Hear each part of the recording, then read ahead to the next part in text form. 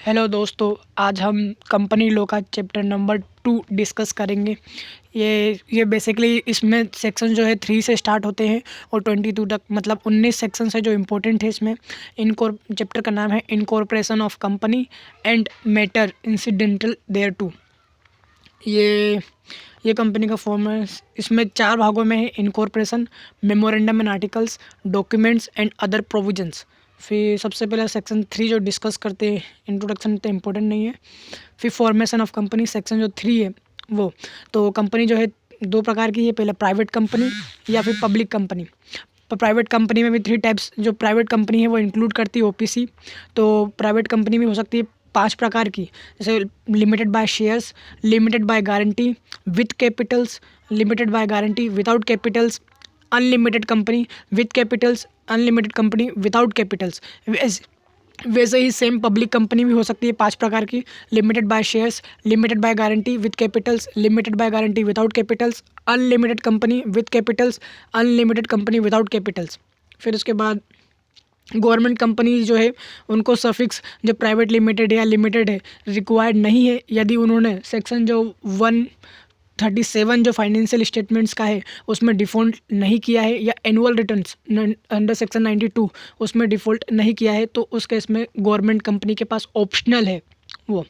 फिर formation of company, तो company जो है फॉर्म की जा सकती है 7 और more person for the public company, 2 और more person for the private company, and 1 person for the OPC, and by subscribing their name or his name to memorandum and complying with requirement of this act।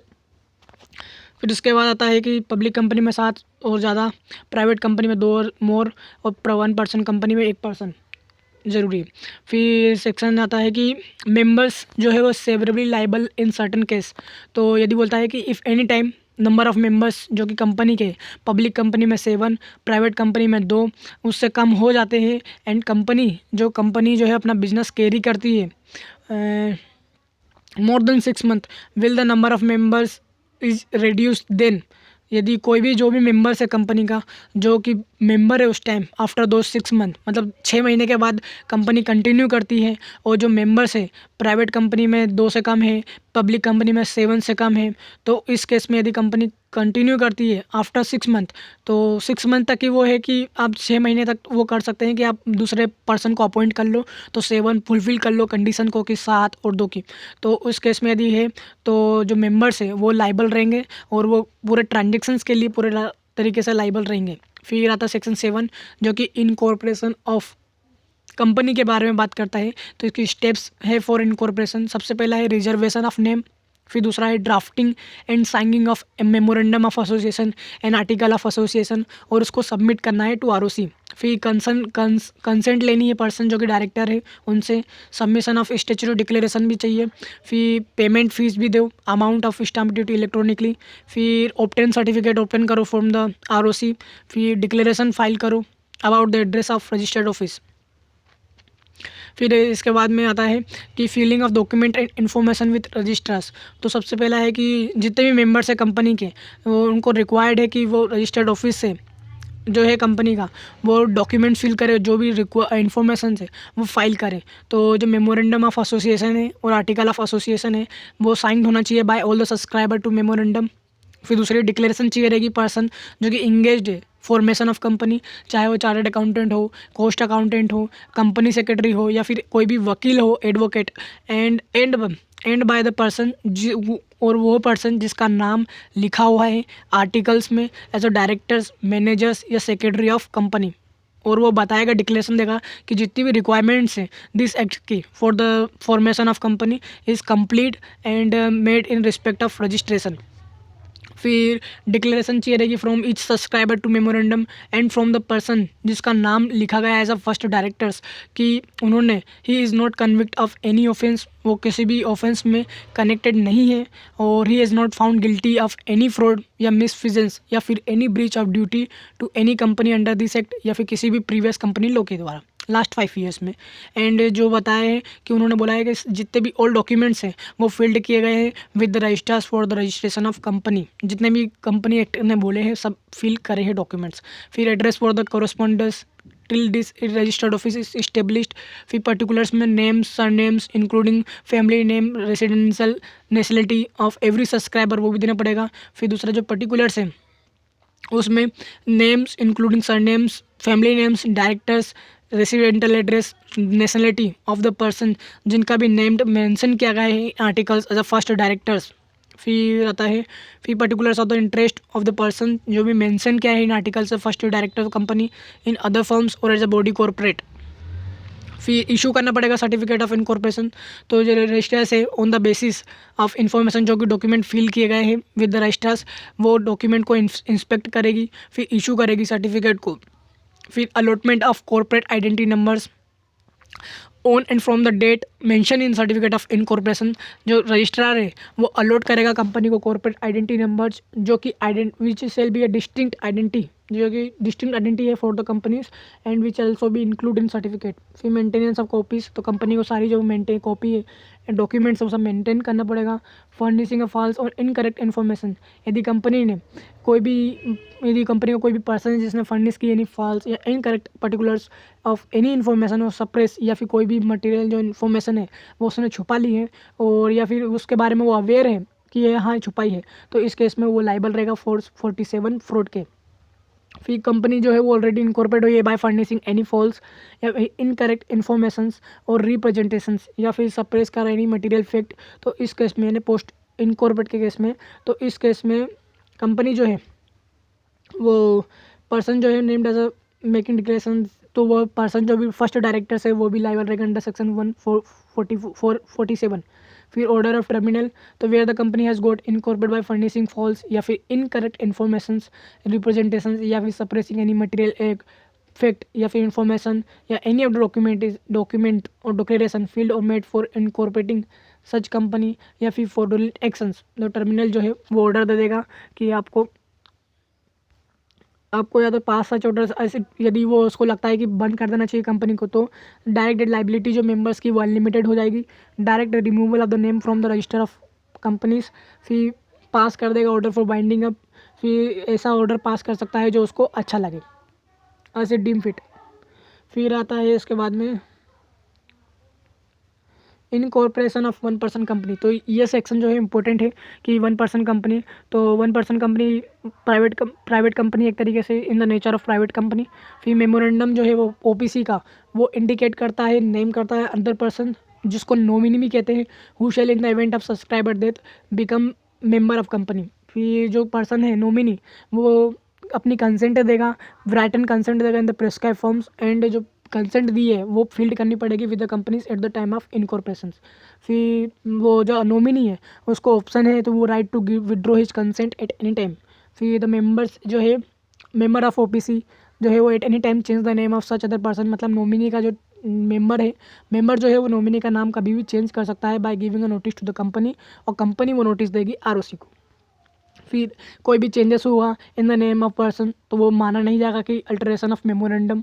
फिर only natural person who is Indian citizens, जो Indian citizens हैं whether चाहे वो resident India हो या ना हो, shall be eligible to incorporate OPC, मतलब वो ओपीसी को एलिजिबल है इनकॉर्पोरेट करने में, and shall be nominee for the sole member of OPC, मतलब नॉमिनी बनने का भी हकदार है।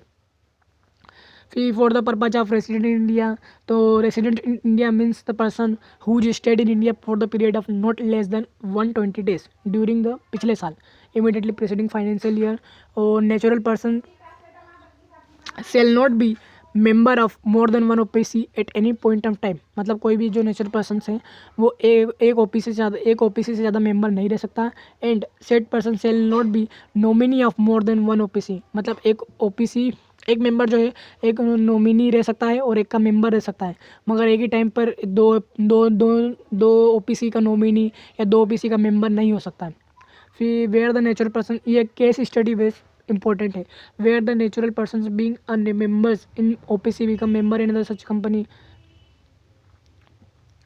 nominate OPC such person shall meet eligibility criteria within the period of 180 days। तो यदि कोई भी ऐसा यदि गलती से किसी कंपनी में बन जाता है या 2 कंपनियों में गलती से नॉमिनी या फिर पर्सन बन जाता है तो इस केस में उसे 180 देश के अंदर अंदर ये क्राइटेरिया जो है ऊपर काला एलिजिबिलिटी क्राइटेरिया उसको फुलफिल करना पड़ेगा। फिर कोई भी माइनर जो है वो मेंबर या नॉमिनी नहीं बन सकता ओपीसी का, और can hold the share with beneficial interest.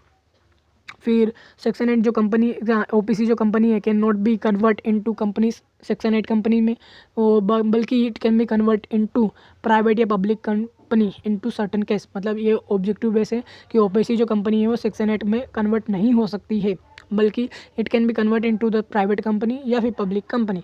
और OPC can not carry out non banking financial investment activities. तो वो नॉन बैंकिंग फाइनेंस एनबीएफसी वाले जो भी इन्वेस्टमेंट एक्टिविटीज़ है या फिर इन्वेस्टमेंट इन एनी सिक्योरिटीज़, तो वो भी कंटिन्यू नहीं कर सकती है। फिर आता है कि formation of company with charitable object. तो सबसे सेक्शन 8 कंपनी का है कि सेक्शन 8 जो कंपनी है which section 8 of the companies 8-13 with deals with formation of company, जो कि फॉर्म की थी with the charitable object of commerce, arts, science, education, research, social welfare, religions, charities, protection of environments. फिर ये जो important है, such company intend to apply profit in promoting its object. मतलब ये इन कंपनियों का जो उद्देश्य जो रहता है वो अपने प्रॉफिट्स को, अपने जो ऑब्जेक्ट्स है उसको प्रमोट करने में रहता है, ना कि मेंबर्स को देना। ये ऑब्जेक्टिव आ सकता है, इस पर केस स्टडी भी बनती है। On prohibit the payment of any dividend to its members. और ये कंपनी अपने मेंबर्स को कोई भी डिविडेंड नहीं दे सकती है। फिर आता है पावर ऑफ सेंट्रल गवर्नमेंट। तो सेंट्रल गवर्नमेंट के पास पावर है कि वो इशू करे लाइसेंस को ओपीसी सेक्शन 8 कंपनी को, कि वो लिमिटेड वर्ड यूज करे या ना करे, limited word, private limited, etc. फिर प्रिविलेज ऑफ लिमिटेड कंपनी। तो ऑन द रजिस्ट्रेशन का ये जब रजिस्ट्रेशन हो जाएगा कंपनी से enjoy the same privilege as a limited company. फिर फर्म जो है वो मेंबर बन सकती है, फर्म जो है मेंबर बन सकती है कंपनी रजिस्टर्ड अंडर सेक्शन 8। फिर alteration of memorandum and articles. तो कंपनी जो भी रजिस्टर्ड अंडर दिस एक सेक्शन वो अल्टर नहीं कर सकती the provisions of its memorandum और articles except with previous of approval of central government. फिर conversion into any kind of company. तो कंपनी जो कि registered under this section convert कर सकते हैं into any kind of company only after with comply with such condition में prescribe. जो condition दी गई है उसको प्रिस्क्राइब करने के बाद ही। फिर आता है रिवोकेशन ऑफ लाइसेंस। तो ये इंपॉर्टेंट है, इसमें केस स्टडी और क्वेश्चंस भी आता ही है कि जो सेंट्रल गवर्नमेंट है मे बाय ऑर्डर रिवोक करती है लाइसेंस ऑफ द कंपनी यदि कंपनी ने कोई भी कॉन्ट्रावेंस किया है प्रोविजंस को, रिक्वायरमेंट्स को या कंडीशंस को। तो इस केस में कंपनी जो है रजिस्टर जो है वो लिमिटेड या प्राइवेट लिमिटेड जो है कंपनी के अगेंस्ट जो है रजिस्टर में लगा देगा। But before such revocation the central government जो है वो राइटिंग नोटिस भी देगा कि वो रिवोक करना चाहता है लाइसेंस को, या फिर मौका देगा सुनने का कि opportunity to be heard in this matters. फिर जब लाइसेंस रिवोक्ड हो जाएगा तो सेंट्रल गवर्नमेंट जो है may by order if it is satisfied it is essential, मतलब ये ज़रूरी है पब्लिक इंटरेस्ट में, तो डायरेक्ट जो कंपनी को वाउंड अप भी कर देगी या फिर अमेलगमेंट कर देगी विद अनदर कंपनी जो रजिस्टर्ड अंडर दिस सेक्शन। फिर पहले कोई भी ऐसा ऑर्डर पास नहीं करेगी कंपनी जो कि पहले however such no such order shall be made unless the company is given reasonable opportunity. मतलब पहले टाइम देगी फिर करेगी। फिर where the licence is revoked तो सेंट्रल गवर्नमेंट इज सेटिस्फाई कि पब्लिक इंटरेस्ट में company registered under this section should be amalgamate with another company registered under this section and having the similar object then notwithstanding anything to the contrary content in this act. The central government by order provides such amalgamation from single company with such constitution properties powers. फिर इसके बाद है कि winding up dissolution का order भी दे सकती है। फिर रजिस्टर्ड और अमलगमेंट होगी only with registered under this section. फिर पेनल्टी पनिशमेंट भी है कि यदि कोई भी पेनल्टी कॉन्ट्रवेंशन जो पेनल्टी है पनिशमेंट की वो है कंपनी को तो 10 लाख से 1 करोड़ रुपीस, और जो भी ऑफिसर्स है तो उसको 25,000 से 25 लाख तक, मैक्सिमम 25 लाख तक है। और फ्रॉड अंडर सेक्शन 447 यदि ये प्रूव्ड हो जाता है कि वो कंडक्ट करा है कोई भी अफेयर्स फ्रॉडुलेंटली, तो इस केस में एक्सेप्शन से कि वैसे तो कंपनी को जो जनरल मीटिंग्स है वो 21 दिन में बुलानी पड़ती है, मगर जो सेक्शन 8 कंपनी वो 14 दिन के अंदर नोटिस देके बुला सकती है। मिनिमम डायरेक्टर्स या फिर इंडिपेंडेंट डायरेक्टर्स की ज़रूरत नहीं है, और कंस्टिट्यूट करने या remuneration committee, share holder relation committee, ये सब कंस्टिट्यूट करने की ज़रूरत भी नहीं है सेक्शन 8 कंपनी को। फिर आता है सेक्शन जो इफेक्ट ऑफ रजिस्ट्रेशन है। तो section provide the effect of registration of company. तो According to section 9, from the date of incorporation mentioned in certificate, the subscriber to the memorandum and all other persons who may from the time to time become member of company shall be a body corporate by the name contained in memorandum.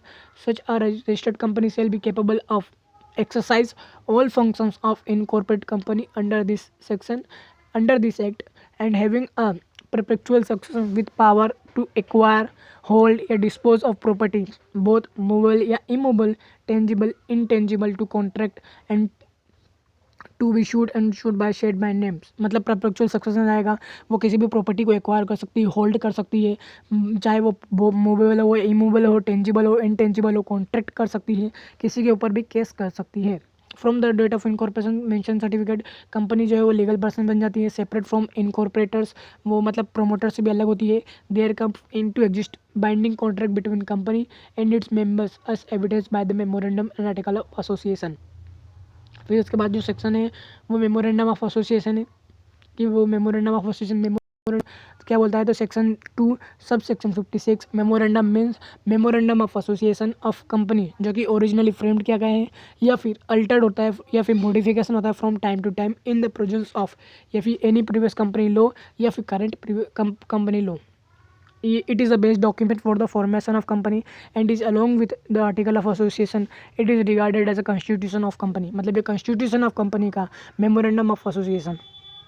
फिर आता है कि इसके object क्या है, object of registering memorandum of association. तो जो it contains the object for which the company is formed, company किसके लिए फॉर्म की गई है, identify the possible scope of operations beyond which, इसके जो एक्शंस है वो जा नहीं सकते हैं, वो शेयर होल्डर को इनेबल करती है, क्रेडिटर्स को इनेबल करती है, और all those persons who deals with the company की पावर, कंपनी की पावर्स क्या है, what activities it is engage in. फिर जो मेमोरेंडम है एसोसिएशन वो पब्लिक डॉक्यूमेंट्स है under section 399 of companies act. Consequently कोई भी पर्सन जो कि इंटर करता है कंपनी के साथ, enter into contract with the company, ये उसको नॉलेज रहता है कि वो knowledge of conditions content therein, मतलब जो भी मेमोरेंडम वो पढ़ के आया होगा। फिर जो शेयर होल्डर है must know the purpose for which his money can be use by company, तो इसमें ही डिस्कस किया जाता है। फिर आता है कि memorandum of company shall state in relation to name clause. तो कंपनी जो है पब्लिक कंपनी है तो लिमिटेड, प्राइवेट कंपनी है तो प्राइवेट लिमिटेड, मगर ये सेक्शन जो है वो सेक्शन 8 कंपनी पर अप्लीकेबल नहीं होता है। फिर in relation registered office close, तो रजिस्टर्ड ऑफिस ऑफ कंपनी कहाँ सिचुएटेड है ये भी बताते हैं। ऑब्जेक्ट क्लोज, कंपनी का ऑब्जेक्ट क्या है वो भी डिस्कस करते हैं। लाइबिलिटी या कैपिटल क्लोज, तो जो लाइबिलिटी है कंपनी लिमिटेड बाय शेयर्स, तो जितना अमाउंट अनपेड है उतना ही मेंबर्स देगा। In case of company limited by guarantee, तो जो amount up to each member undertake to contribute, मतलब मेंबर्स ने जो बोला है कि मैं इतना कंट्रीब्यूट करूँगा, अंडरटेक किया है, तो वही वहाँ तक उसकी लाइबिलिटी जो है लिमिटेड रहेगी। मतलब असेट्स ऑफ द कंपनी, मतलब जितनी भी असेट्स या पैसे की ज़रूरत रहेगी इन द डेब्ट या लाइबिलिटी को सेट ऑफ करने में उतना चुकाएगा, या फिर कोई भी एक्सपेंसेस या कॉस्ट जो कि लगेंगे वाइंडिंग अप में वो उसमें देगा, या फिर कोई भी adjustments for right of contributories among themselves, तो उसमें वो देगा। फिर in case of company having share capitals, जो कोई भी शेयर जो है वो टुकड़ों में नहीं होंगे, एक शेयर से ज़्यादा ही होगा। फिर the total number of members, या फिर जो भी सब्सक्राइबर है उसका नाम सहित उसका शेयर्स जितने उसने होल्ड करे वो सब लिखा रहेगा।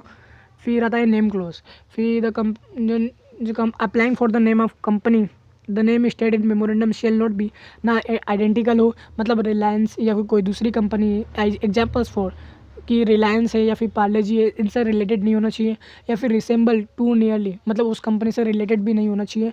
Name of existing company registered under this act, या फिर कोई भी प्रीवियस कंपनी लो भी, या फिर ऐसा कोई भी नाम जो कि ऑफेंस जो कॉन्स्टिट्यूट करता है offence under any law for the timing in force, या फिर in the opinion of central government undesirable हो। अब अनडिजायरेबल की जो डेफिनेशन है वो इसमें बता रहे हैं कि undesirable shall not be registered with names which contain, कोई भी वर्ड या एक्सप्रेशन जो कि likely to be give the पर impression that company is any way connected with having या patronage with central government, state governments, मतलब state government, central government या फिर गवर्नमेंट से रिलेटेड नाम हो इस केस में, और सच वर्ड या एक्सप्रेशन जो कि प्रिस्क्राइब्ड है तो उस केस में।